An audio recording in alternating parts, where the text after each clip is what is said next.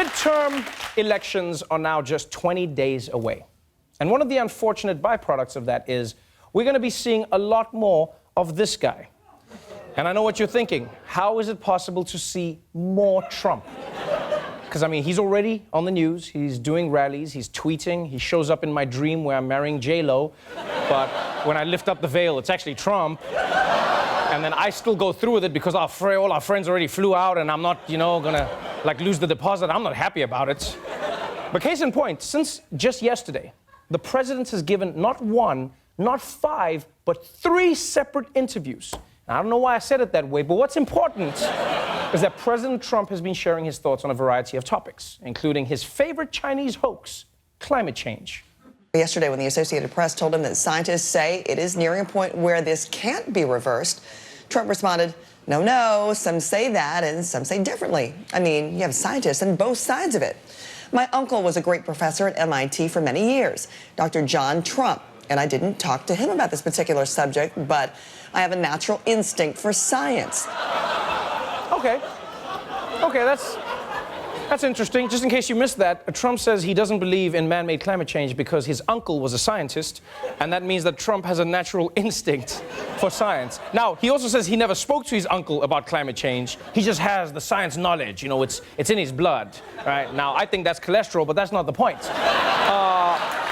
None of this makes any sense. Just because his uncle was good at science doesn't mean that Trump is good at science. That's not how it works.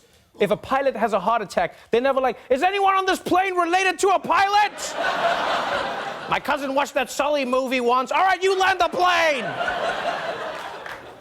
So Trump doesn't believe in man-made climate change, and for the dumbest reason possible.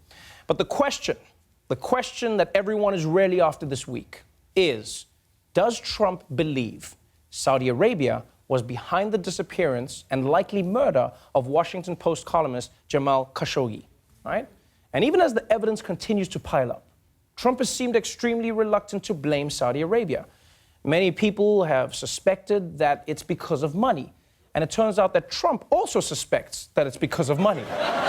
Don't forget, Saudi Arabia is our partner. They made the largest order in the history of our country for outside of our country, for weapons. So now people say, well, we want to have you end that order. Well, aren't we just hurting our own country? So we want to be smart. I don't want to give up a $110 billion order or whatever it is. It's the largest order ever given by an outside country, okay?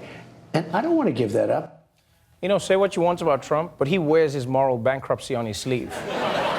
He's straight up like, look, I know Saudi Arabia killed a dude, but we're all about the Benjamins, yo.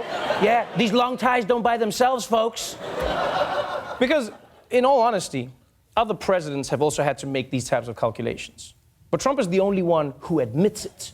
I feel like if he was a doctor, he would be like, ma'am, we had to take your son off of life support. And be like, oh, no, it's because there was no hope left? No, my iPhone needed a charge. And I had this dope tweet I was waiting to send.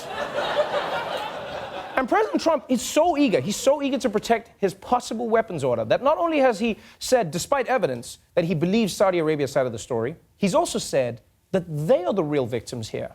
And on the idea of trusting the Saudis, Trump said, quote, well, I think we have to find out what happened first. Here we go again with, you're guilty until proven innocent. I don't like that. We just went through that with Justice Kavanaugh, and he was innocent all the way. Are you kidding me? Brett Kavanaugh? You're going to bring Brett Kavanaugh into this? I like how Trump's way of dealing with an extremely sensitive issue is to bring in another extremely sensitive issue. He's like, here to discuss school shooting, special guest speaker, Bill Cosby, everybody. Bill Cosby. Ooh, the kids with the guns and the boom, boom, bing. I mean, poor Supreme Court Justice for life, Brett Kavanaugh. He just got finished with one giant controversy, and now you're going to drag him into another one? How do you feel about this, Brett? I still like beer. My man.